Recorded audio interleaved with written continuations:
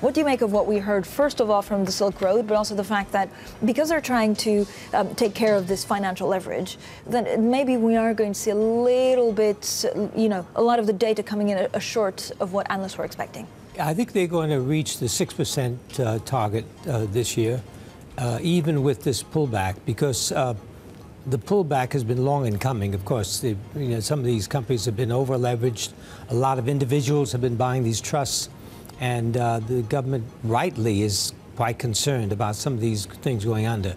So I think the moves they're making are good. They're early enough so that they can head off a crisis. And at the end of the day, they will meet that target, particularly now with this whole thing with One Belt, One Road program. This will put a lot of companies in the money.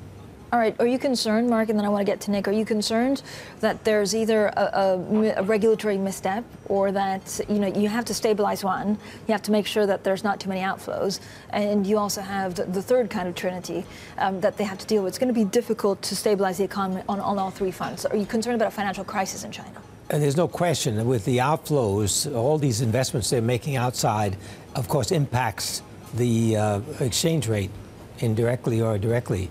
But at the end of the day, they have the levers to change things and to regulate, to make sure that money doesn't go out too quickly. And they've already begun that effort so that when money goes out, it's very, very targeted and very specific. Nick, what is your main concern about China?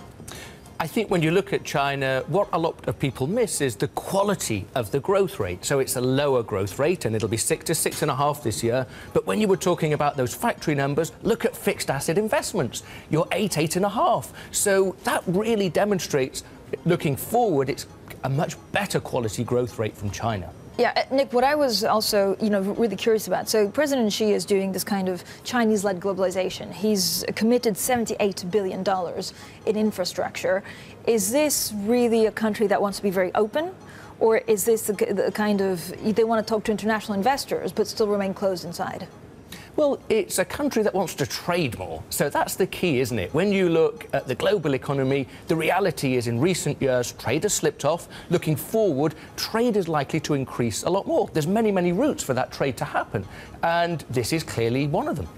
Can they displace the U.S. and the Trump administration as the most global country in the world, or is that far-fetched? There's no question the U.S. is going to be impacted, and I believe the U.S. will have to join this effort and join the One Belt, One Road program, because there's a lot of benefit to be achieved by U.S. companies in this program.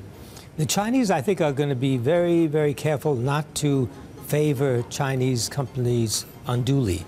So in other words, there's going to be enough for everyone, let's put it that way. Who will benefit the most?